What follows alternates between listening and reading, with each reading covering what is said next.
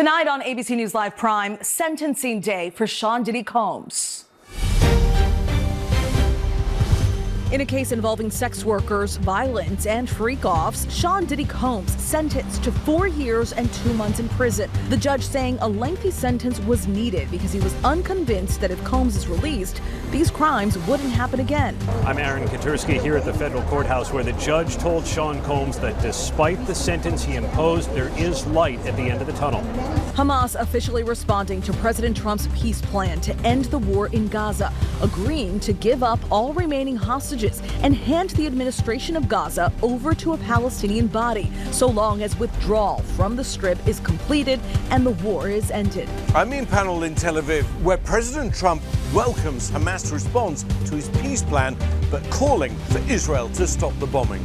The Pentagon releasing video of a deadly military airstrike on a Venezuelan drug boat attempting to smuggle narcotics into the U.S. The massive explosion showing flames shooting from the vessel. The U.S. says 4 men were killed. Martha Raddatz reports. It's the third day of the government shutdown, now stretching into next week as yet another vote on a spending bill fails in the Senate. Lawmakers packing up and heading home. What will it take to end the standoff?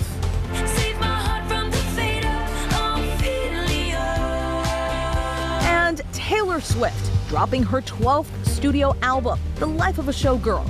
We'll look at the superstar's success behind the numbers. Plus, reveal your favorite track off the new album. Now I know the life of a showgirl. From ABC News, this is Prime with Linsey Davis. Good evening, everyone. I'm Stephanie Ramos in for Linsey Davis. Thank you so much for streaming with us. We're looking into Hamas's response to President Trump's peace proposal and the uncertainty about what it may mean for potential peace talks in just a moment. But first, we begin with Sean Diddy Combs facing the music, sentenced to more than 4 years in prison today. The sentence came after an all-day presentation from the defense that culminated with Combs addressing the court, visibly emotional and choking up. He said, quote, "I've been humbled and broken to my core. I hate myself right now." Earlier, the judge heard from 6 of Combs' 7 children. The rap mogul looking on as they made emotional pleas on his behalf. And watched a highly produced video depicting Combs playing with his children, running the New York City Marathon, and participating in charity events. Today's sentencing follows Combs' July conviction on 2 prostitution-related charges. We have our legal analyst standing by to take a closer look at how it all went down and what's ahead in just a bit. But first, let's get right to Chief Investigative Reporter Aaron Katursky outside the courthouse. Aaron. Steph, this was a dramatic final phase of the criminal prosecution of Sean Combs, and in the end, neither side got exactly what they wanted. Once larger than life, a global superstar and pop culture icon, tonight Sean Combs sentenced to 4 years in prison after he was convicted of transporting girlfriends and male escorts across state lines for prostitution. Combs standing before District Judge Arun Subramanian, pleading for mercy. "I've been humbled and broken to my core. I hate myself right now. I am truly sorry." Combs adding, "I know that I have been changed for the better. I can't change the past, but I can change the future." The judge rejecting Combs' request for time served, saying the sentence needed to send a message that violence against women must be met with real accountability. The sentencing capping a dramatic day of emotional testimony. Combs sobbing as his children crowded around a microphone begging for his release. Son Justin asking the judge to give my father a second chance. Daughter Jessie saying he is still our dad and we still need him present in our lives. Combs rested his head in his hands as the defense played this documentary-style video portraying him as a doting father and philanthropist. Combs pledging, "I'll never put my hands on another person again." But prosecutors telling the judge Combs is not a changed man, that he did horrible things to women and inflicted life-altering violence. Pointing to this 2016 hotel security camera video shown at trial that depicts Combs attacking Cassie Ventura. He hit her, he kicked her, he threw her into walls. The defendant grossly downplays the violence, but it happened and it was real. Tonight, Cassie Ventura's attorney telling us while nothing can undo the trauma caused by Combs, the sentence imposed today recognizes the impact of the serious offenses he committed. And Aaron joins us now. Aaron, the defense wanted Combs released immediately. Prosecutors were asking for a sentence of 11 years. What did the judge say about the sentence? Judge Arun Subramanian, Stephanie, said that 11 years was unreasonable, but time served was insufficient. We know Sean Combs really wanted to be tasting freedom tonight. And while the judge acknowledged his history of good works, he said they could not wash away the record in this case. Combs will, though, Steph, get credit for about a year of time served. Stephanie? All right, a dramatic day in court for sure, and an end to this chapter. Thank you so much, Aaron. For more, we have ABC News contributor and lawyer Brian Buckmeyer here with us. Brian, you have been on this case from the very beginning. What was your reaction to the sentence? I was somewhat shocked, actually, and this is why. I practice in the Southern District of New York, right? And so when I have clients who are being sentenced, I often look to the sentencing guidelines that come from probation as his kind of guiding light. But the judge, through all of his statements that he gave to Sean Combs, went 20 months below what probation had requested. And so that was somewhat shocking to me. I understand Sean Combs was hoping to be home today or maybe this weekend, but I still think that was a very favorable sentence for him. Now, the defense had an extensive presentation, including that video. Do you think that had any influence on the judge? I think it did, especially when you have the defense asking for 14 months, the government asking for a little over 11 years, and again, probation asking for about 6 to 7 years. I do think the positive that Sean Combs had in his life, and I know it's hard to think about the positive after you look at the Cassie video and you look at all the allegations and things of that nature, but there is a lot of positive that was reflected in that sentencing that I think the judge took into consideration when coming up with this number. I think it's really interesting when the judge handed down the sentence. He said he hoped this sentence would send a message to other survivors of domestic abuse that violence against women is met with real accountability. Do you think this case sent that message? I think the case maybe have done that. The reason why I say maybe and I hesitate because I think it's always going to be that they fell short. He was not convicted of sex trafficking. He wasn't convicted of racketeering conspiracy. And where the prosecution or the government's asking for 11 years, he instead gets a little over 4 years. So I can understand and appreciate why victims of sexual assault or rape or things of that nature would feel like this didn't go as far. But I do think in terms of hearing Cassie, hearing Jane, hearing Mia, hearing all those people on the stand and how justice was found in some way, shape, or form where people could never have imagined him even being charged, I do hope that the judge's words are correct and they do feel that this is a sense of showing that we did hear them and we did see them. Yeah, so some victims may feel as though this is justice for them. What about appeal? Is there any chance for an appeal? So there's always going to be an appeal, right? And I think the question more is there going to be a successful appeal? And I think ultimately because the judge went below the guidelines for even probation, an appellate judge is going to look at this and say, this was a gift. Like, what are you mad about? Do your time, do whatever kind of programs you can to try to maybe reduce the sentence. But from a sentence standpoint, I don't see an appellate issue here. I think you'll follow the motions, but they won't go much further. Is there any chance that he serves less time than what was sentenced today? So when it comes to the federal sentencing, you typically do about 85%. And just the easy way of thinking about that is for every 12 months, you do 10. And then as Aaron pointed out, the 12 months plus 2 weeks is going to go accounting to that as well. There could be programs that are afforded to him while incarcerated that might reduce that. But for the most part, when you do all the math, he's looking at about 3 years in prison. He most likely will be put in a prison somewhere in the tri-state area, Pennsylvania, New York, or New Jersey. But he can request to be in a prison closer to family. I would imagine that being close to his mother, especially looking at those sentencing memos, might be something that he wants. And my understanding is that the family's either in close to Miami or somewhere in LA. So one of those two locations. Do you think the court considered all of his history when deciding this sentence?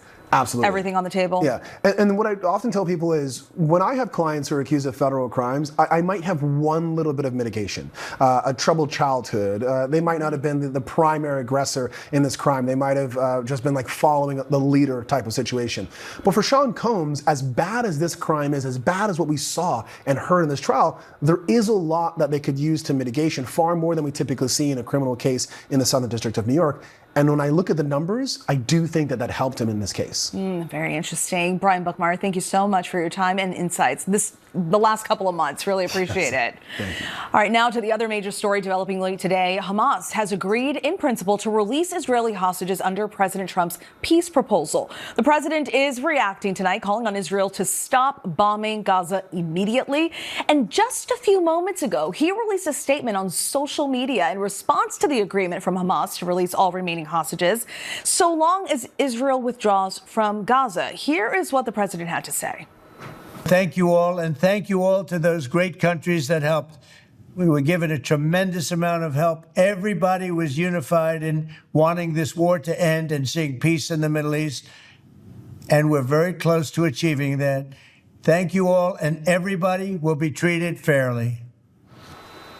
Apparently, the statement from Hamas does not address all of the president's demands, and questions remain tonight about what it may mean for future peace talks. We do have defense analyst Mick Mulroy standing by for a closer look at all of this. But first, here's Chief Foreign Correspondent Ian Pannell in Tel Aviv. Stephanie, Hamas was given 3 to 4 days to respond to President Trump's proposal, and what appeared to be at the 11th hour, it did finally respond. This is being interpreted as a positive thing by President Trump, but there are many doubts in the region. Tonight, President Trump calling on Israel to immediately stop the bombing of Gaza, saying Hamas is ready for a lasting peace. The president responding after Hamas released a statement saying it accepts some of President Trump's peace proposals, agreeing in principle to release all the remaining hostages, alive or dead, but there are conditions. Hamas saying it's willing to free all the hostages as long as proper field conditions are met, saying they're ready to negotiate those details immediately. In addition, Hamas saying it would hand over the administration of the Gaza Strip to a Palestinian body with support from Arab nations, something it's agreed to before. But there's no mention of disarming as President Trump demanded. Hamas announcement coming just hours after the president set a Sunday deadline for Hamas to accept the deal. Tonight, the president saying, based on the statement just issued by Hamas, I believe they're ready for lasting peace. Israel must immediately stop the bombing of Gaza so that we can get the hostages out safely and quickly. Right now, it's far too dangerous to do that. We're already in discussions on details to be worked out. This is not about Gaza alone. This is about long-sought peace in the Middle East. The White House releasing this video statement from the president late today. This is a big day. We'll see how it all turns out. We have to get the final word down and concrete. Very importantly, I look forward to having the hostages come home to their parents. Stephanie, this is pretty stunning. It's the first time the White House has said Hamas is ready for peace, and it puts the ball firmly back in Israel's court. Now, although Hamas hasn't actually agreed to much of what President Trump proposed, this appears to put huge pressure on Prime Minister Netanyahu to finally end the almost 2-year-long war. Stephanie? Our thanks to Ian Pannell there in Tel Aviv. Thank you. We want to bring in ABC's national security and defense analyst and former Deputy Assistant Secretary of Defense, Mick Mulroy. Mick, thank you so much for your time. So what's your take on this? What's your take on this response from Hamas? So, Stephanie, as Ian pointed out, it is a partial acceptance in the sense that they've agreed to release Israeli hostages for Palestinian prisoners, humanitarian aid coming in at scale, but they don't agree to disarm, and they don't agree to basically dismantle Hamas. But I think from President Trump's statement, he views this as sufficient to move forward, have Israel stop the fighting, essentially, not withdraw, but stop fighting, and then see if Hamas carries out what it did agree to, which is releasing the hostages, both alive and deceased. And then from there, go on to negotiate the other points of this 20-point plan, which are IDF withdrawal and, of course, the disarmament of Hamas eventually. And President Trump issued that ultimatum earlier today, but well before that, Hamas, they've been under pressure from neighboring Arab states to come to some sort of agreement. How big of a factor has that regional pressure been? I think it was very substantial. We saw essentially every country in the region supporting this 20-point plan. Hamas, which shouldn't have had any support, but certainly the general idea of the Palestinian cause, which of course has a lot of support, is really behind I think these countries getting behind this peace plan. It has a large, important part for the Palestinian people. It does lead toward a two-state solution. It certainly does lead to the reconstruction of a completely destroyed Gaza Strip. So there's a lot of benefits. There's also a lot of benefits for Israel. It does end the war, of course. It also talks about expanding the normalization with countries in the region, which is basically the expansion of the Abraham Accords. It is a benefit to both, and that's why I think just about every country was behind it. Now it's up to Prime Minister Netanyahu to cease the fighting and Hamas to release these hostages. Yeah, and we also want to note French President Macron, who has been a key player, responded to all of this positively, saying peace is in reach. Now, in recent days, Palestinians living in Gaza have been more vocal, calling for Hamas to reach an agreement to stop the war. Gaza's health ministry is reporting more than 66,000 people have been killed since the start of the war. So how serious is this local dissent for Hamas? Do you think they care? I don't know that Hamas cares. They've showed, in my opinion, a complete indifference to the plight of the Palestinian people. It was, after all, October 7th attack that they orchestrated that brought this to Gaza. But essentially, seeing the Palestinian people in Gaza turn on Hamas bodes well for how this 20-point plan could be carried out. They are looking for a new administration. They're looking for a new governance, one that focuses more on the well-being of the Palestinian people and not keeping in a perpetual fight with their neighbors. They've seen what that's brought to them. So I think that does bode well for this plan going forward and actually getting a governance that can live in peace with Israel. And realistically speaking, do you see this leading to a lasting ceasefire? Do you see meaningful talks, and do you think that there can really be a peace agreement? So it's hard to be too optimistic. We've been very optimistic in the past, and it hasn't led to what we would hope would be a permanent ceasefire. But I do think that this has all of the parts that could go into a puzzle that could end this war entirely. And that is all the support going into it. You've already referenced the Palestinian people definitely want to see it end. And so does the Israeli people, right? They want to see this war come to an end. They obviously want their hostages. But this has been incredibly disruptive to the Israeli population. The reservists, tens of thousands, have been called up almost in perpetuity here. This needs to come to an end, I think, for both countries, Israel and the Palestinian people in Gaza. So I think it does have the momentum. We'll have to see if Israel now follows President Trump's direction, which is to stop the fighting, and Hamas does what they said they were going to do, which is release these hostages. Yeah, and you're absolutely right. Both sides have been through so much. We'll see what happens. Hamas has until 6 p.m. Sunday to accept this ceasefire proposal. We'll see. Mick Mulroy, thank you so much. The Pentagon announced another U.S. strike on an alleged drug trafficking boat, sinking it off the coast of Venezuela. Despite questions about evidence and due process, the administration insists the lethal strikes will continue. Here's Chief Global Affairs anchor Martha Raddatz.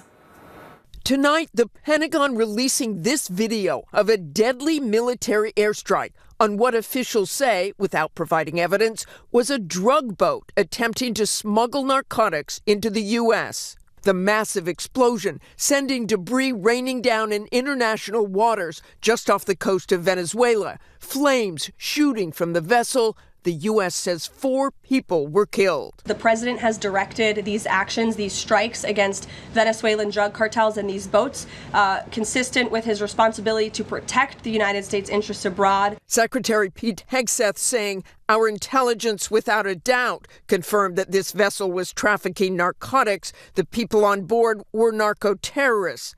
Today's strike is the 4th known U.S. attack on suspected Venezuelan drug boats since early September. We have proof. All you have to do is look at the cargo that was like it's spattered all over the ocean.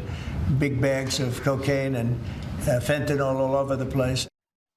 And Stephanie, the Trump administration has now told Congress as rationale for the strikes that they consider drug smugglers unlawful combatants with whom we are now involved in armed conflict.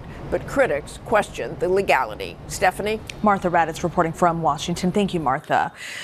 Turning to the government shutdown, tonight lawmakers are heading home without a deal as millions of Americans worry when they'll see their next paycheck. The White House says President Trump is now preparing to fire thousands of federal workers. Senior political correspondent Rachel Scott is on Capitol Hill tonight.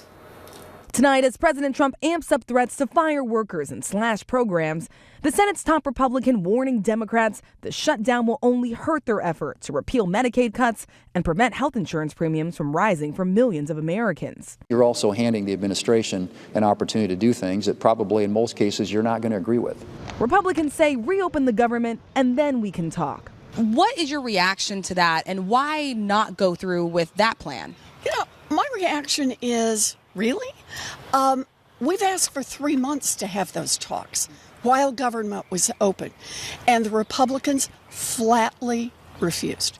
Now a number of programs could soon grind to a halt, including food assistance for mothers like Benisha Wright in Reynoldsburg, Ohio, who has 6 children, including an infant on formula. I worry about my child not being able to eat because I cannot afford a $300 bill in formula alone. To pressure Democrats, President Trump has already frozen funding for projects in 16 states that voted blue in the last election. But today, Republican Senator Lisa Murkowski says that's wrong. Let's not further divide people politically. This is already stressful enough, and we just don't need to do that. So, Stephanie, the Senate has gone home for the weekend. The House is not even coming back next week. And tonight, millions of federal workers are wondering when they'll get paid. Lawmakers, though, they don't have that concern. They're still receiving their paychecks. Stephanie. So many livelihoods on the line. Rachel, thank you. A powerful explosion sent massive flames shooting into the air overnight outside Los Angeles. The inferno erupted at the largest oil refinery on the West Coast. Fire and smoke visible from miles away. Officials are now looking into what triggered the blast and what it could mean for fuel prices. Here's Trevor Alt. Tonight, the West Coast's largest oil production site up in flames. Ring camera video capturing the fireball as part of this Chevron refinery in Los Angeles erupted Thursday night. We have heavy flames showing from the refinery. People rushing to evacuate as fire filled the sky. Other neighbors urged to shelter in place, thinking they'd heard an earthquake or a plane crash. One worker describing a violent blast. I hear like a big whoosh. Next thing I know, bro, I see like everything in front of me just light up. Chevron says the fire sparked in a processing unit on one corner of the 1.5 square mile refinery. This afternoon, the fire finally was extinguished after burning for 16 hours. About a sixth of California's gasoline for Southern California comes out of there. I suspect that's likely a lot of what ignited. Experts say so much gas is produced in this facility, the fire could impact fuel prices in the region. Prices across the West Coast may only increase 5 to 15 cents. This particular refinery provides up to 40% of the jet fuel for Southern California. So that may be a bigger issue. And Stephanie, this is not the first fire at this refinery. They've had at least 4 of them in the past decade. Thankfully, in this overnight incident, Chevron says no one was injured. Stephanie? Trevor, thank you. We switch gears now to the surprising and candid interview. Prince William opening up about family, grief, and change. Whit Johnson now with what Prince William is saying. Eugene, good morning. Your Royal Highness. A surprisingly candid Prince William. This is your mode of transportation. It is right here. Opening up to Eugene Levy for his travel show, The Reluctant Traveler, on Apple TV+. Was getting drunk in a Windsor pub with Prince William on your bucket list? Well, that's the bucket. Discussing his family life and where the monarchy is headed. You will one day be King of England. Do you think about that at all? It's not something I wake up in the morning and think about, because to me, being authentic and being myself and being genuine is what drives me. I want to create a world in which my son is proud of what we do, in a world and a job that actually does impact people's lives for the better. That is caveated with, I hope we don't go back to some of the practices in the past that Harry and I had to grow up in. And sharing how challenging the last few years have been for him and for those closest to him. This last year, your wife and father have been ill. How are things now, first of all? Yeah, things are good. Everything's progressing in the right way, which is all good news. And how his family is coping. I'm so proud of my wife and my father for how they've handled all of last year. My children have managed brilliantly as well. The prince offering a rare glimpse beyond the crown. Well, I'm hoping every other prince I run into is as nice, open, and human as you. Our thanks to Whit Johnson for that report. Coming up here on ABC News Live Prime, Apple is removing several apps from its App Store. Why the company says the Trump administration influenced the decision. And Medicaid cuts have been discussed more and more during this shutdown. But what could it mean for communities already suffering and dealing with hospital closures? The closure of the hospitals here, it's not just a loss of care, it's actually a loss of life. It is really loss of time, which in a critical disease state is super important, and it can be loss of life. And it sounds like something out of a storybook, a real life treasure recovered from a shipwreck, how it was lost for hundreds of years. Welcome back. Much of the talk about the government shutdown is centered around health care and the future of programs like Medicaid, which will undergo deep cuts as part of President Trump's so-called Big Beautiful Bill. While the blame game continues in Washington, small towns and rural areas have already been dealing with decreases in service and care. Our senior Washington correspondent, Selena Wang, traveled from our nation's capital to a quiet community in Wisconsin, where 2 hospitals recently shut down, putting stress not only on the remaining medical facilities and professionals, but also those in need of serious care. Over there, say 5 your way down here, and I find that over there, 4 dollars on the back and 5 dollars on the side. Shoulder 250. Eric Halfin grew up in this house in Chippewa Falls, Wisconsin, not far from the Minnesota border. It was built decades ago by his late father, Terry. Built everything, built all the buildings, the deck we're standing on, everything. But today, his family is watching his possessions get auctioned away. Sold for 7.5. 19 was the buyer, number 19. How does it feel to be back here? I'm not sure. Right now, I'm not sure how to feel. This past summer, Terry died of cancer. He was being treated at the nearby hospital, Sacred Heart in Eau Claire, Wisconsin, but it shut down with little notice last year, terminating almost 1,400 employees. The city demanded the state investigate, calling the closure abrupt and devastating, but the state never opened an official inquiry. What happened when Sacred Heart closed? They didn't have the proper doctor to do the procedures that they were going to do on him. Because Sacred Heart had closed, there was no doctors in the area that could do that. So Eric and Jamie drove hours every day to a hospital farther away. So you're driving how many hours a day? 3, 6. Yeah. 6 hours a day sometimes. Eventually, the family brought him back home. 48 hours later, Terry passed away. Had Sacred Heart remained open, would your father have been able to receive treatment? Oh, he would have definitely been able to receive treatment in Eau Claire. I'm not sure if it would have extended his life any more than it did, but it would have been a lot less traumatic. What happened to this family is just one story in a much larger crisis. Across the country, hospitals are vanishing, and a new wave of Medicaid cuts could accelerate the collapse. President Trump's so-called Big Beautiful Bill slashes nearly $1 trillion in Medicaid funding over the next 10 years. The administration says this cuts wasteful spending and will create a $50 billion fund for rural hospitals. But many health experts say that's not nearly enough. And already, nearly 100 rural hospitals have closed or eliminated inpatient services in the last decade, threatening healthcare access to some of the more than 16 million people living in rural communities who rely on Medicaid. While the full impact of Medicaid cuts can take years to unfold, doctors tell us the system is already buckling. The closure of the hospitals here, it's not just a loss of care, it's actually a loss of life. It is really loss of time, which in a critical disease state is super important, and it can be loss of life. My age is like 40. Dr. Brady Didion is just one of several doctors who left the area after St. Joseph's Hospital closed in Chippewa Falls, shutting down the same day as Sacred Heart Hospital in Eau Claire because of financial difficulties. Sacred Heart Hospital ER signing off. There were only 4 major hospitals in the region. Now half are gone, sending shockwaves through the community and the rural areas they served. Hospital Sisters Health System, the owner of those 2 shuttered hospitals, said in a statement to ABC News that closing them down was one of the most difficult and heartbreaking decisions, saying in part, the closures that are occurring across the country should be a wake-up call about the crisis rural healthcare providers are facing. Dr. Didion says those closures have led to conditions worsening in irreversible ways, or even death.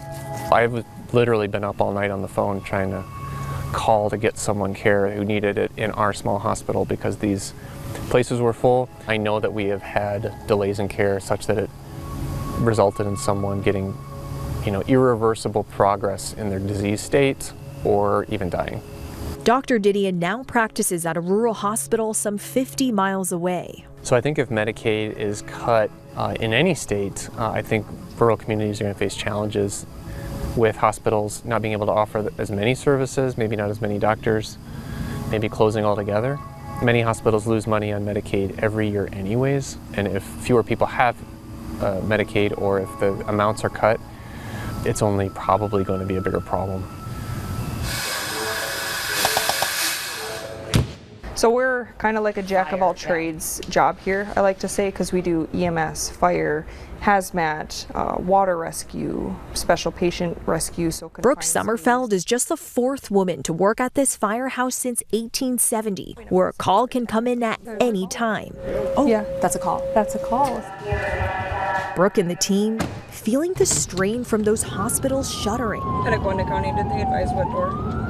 We have upwards of an hour sometimes with these critical patients, and we have the materials and the equipment to take care of them in here, but at the same time we don't have a surgeon. Obviously we don't have blood. Like what they ultimately need in the hospital we can't provide for them, so we're hopefully just keeping them stabilized until we can get them to the hospital. You're watching these patients, sometimes they're waiting until they're sicker to call because they don't want to go the distance to Eau Claire for a hospital, and so they kind of wait and hope that they'll get better, and sometimes they ultimately get worse and then they're more sick when we see them, and so you're kind of watching them decompensate almost in the back of the ambulance when you have them for such an hour long time and you're providing the care that you can.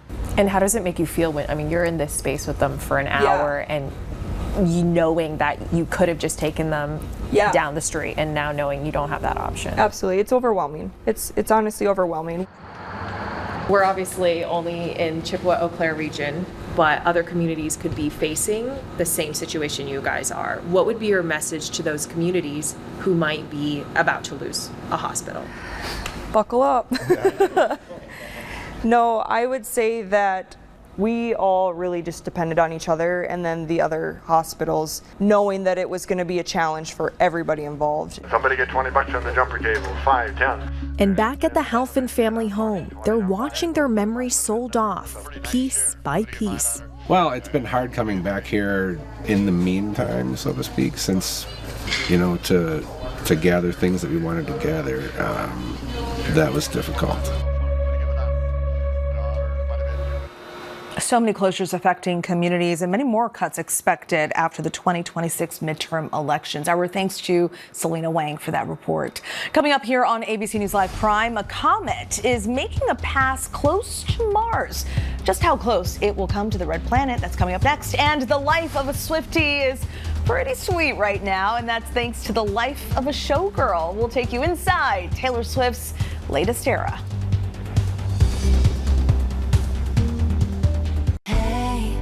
Thank you for the lovely bouquet.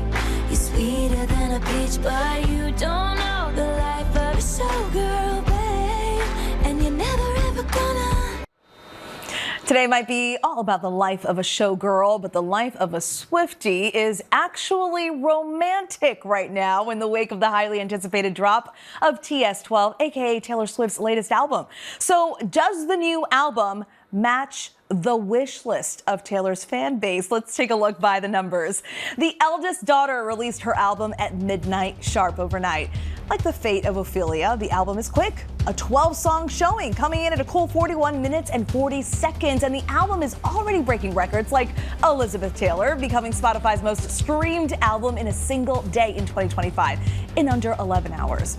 Another sweet as honey milestone for Swift because, would you believe it, The Life of a Showgirl was already the most pre-saved album countdown page in Spotify history, with more than 6 million pre-saves before it officially dropped. The 35-year-old superstar refuses to ruin the friendship with fans. This is her 12th album, coming less than a year and a half after her last drop, The Tortured Poets Department.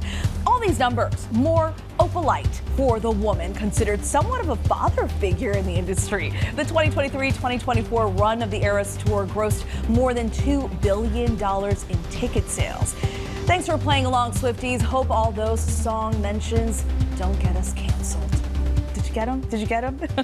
From the breakdown to the analysis, and no Taylor Swift album coverage is complete without our very own Will Gans, who is here in studio. Will, The Life of a Showgirl, many were expecting glitz, glamour, and show business. What were some of the overall themes in the album?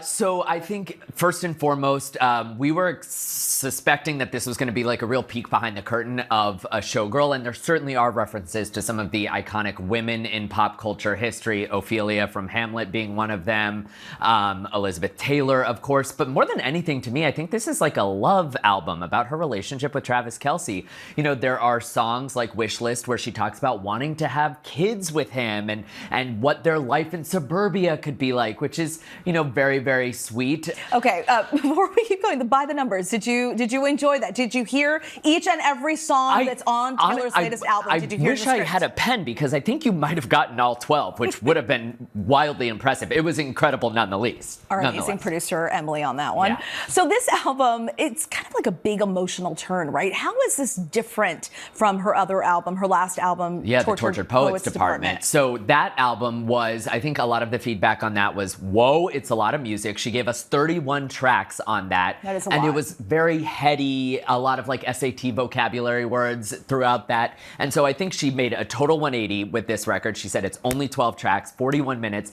It's her second shortest album ever. And it sounds really different. It sounds like a bunch of like pop, you know, ABBA inspired, almost Jackson 5 type of records. You know, George Michael is credited as a songwriter on Father Figure.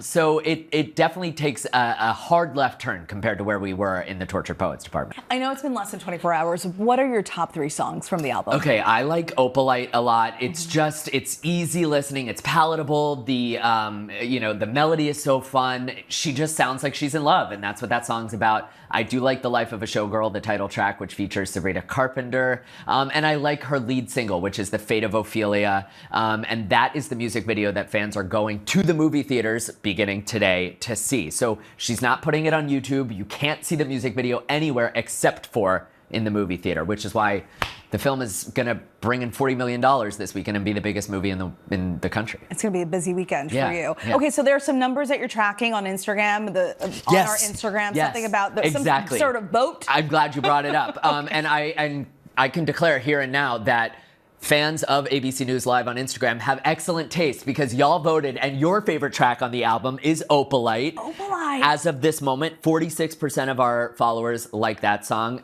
followed by The Life of a Showgirl coming in at 21%. And then we have a tie for third place, Fate of Ophelia and Actually Romantic, both at 17%. Thank you so much. I have to say the photos that are coming out of this album are gorgeous. She looks absolutely gorgeous. The music is great too. Yes. She really just nailed that showgirl look. And really how am I going to nail the showgirl look for Halloween? It's, you know, you have to do it. I only have a few weeks. I'll figure it out. You can nail it.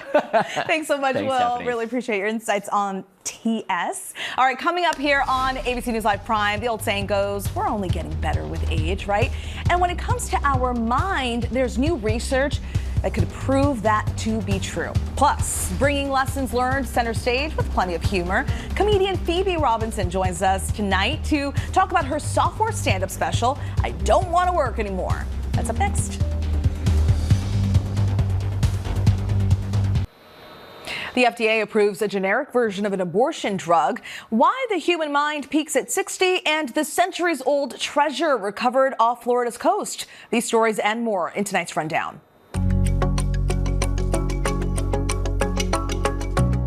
The FDA has given approval for another version of an abortion drug that has been at the center of criticism for anti-abortion groups. A generic version of the drug mifepristone was greenlit. Just last week, HHS Secretary Robert F. Kennedy Jr. pledged to conduct a review of women's access to abortion pills. Since the end of Roe v. Wade, at least 16 states have banned nearly all abortions, but some people in those states have still been able to get access to the abortion pill through telehealth appointments and the mail. Apple's App Store no longer includes apps that people use to report sightings of immigration agents. Apple says it has removed ICE Block and similar apps at the request of the Attorney General. In a statement to Business Insider, a spokesperson said the decision was based on information we've received from law enforcement about the safety risks associated.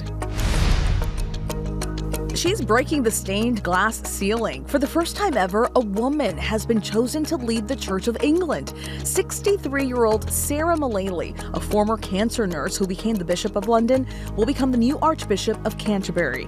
The Anglican Communion has more than 85 million members spread across 165 countries, including the Episcopal Church in the U.S. Researchers say your mind actually peaks at age 60. Even though the body may be starting to fail, intelligence, judgment, moral reasoning, and emotional stability tend to be at their finest between the ages of 55 and 60. But as expected, people in their 20s have an edge when it comes to memory recall.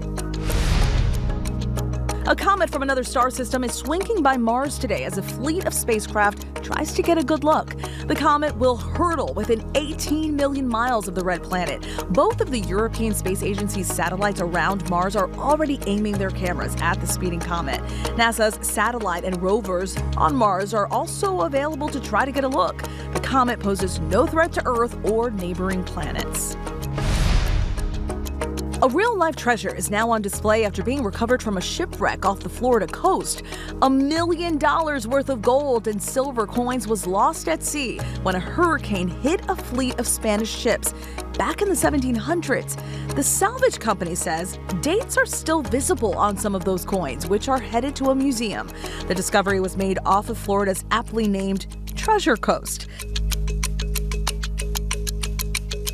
Comedian Phoebe Robinson is the co-creator and co-star of the hit podcast turned HBO series Two Dope Queens and the author of 3 best-selling collections of essays on race, feminism, and the challenges of 21st century life. But now, Phoebe is back with her sophomore stand-up special. It's called I Don't Want to Work Anymore. She's giving audiences her no-nonsense approach on the lessons she's learned in dating, the debate on age gaps, and the ethics behind girl bossing in 2025. Take a look. I am so stressed out, okay? When I take these braids out, I look like Frederick Douglass, all right? Like, I look like I belong on a Black History Month stamp that a white person uses to show they're an ally, okay?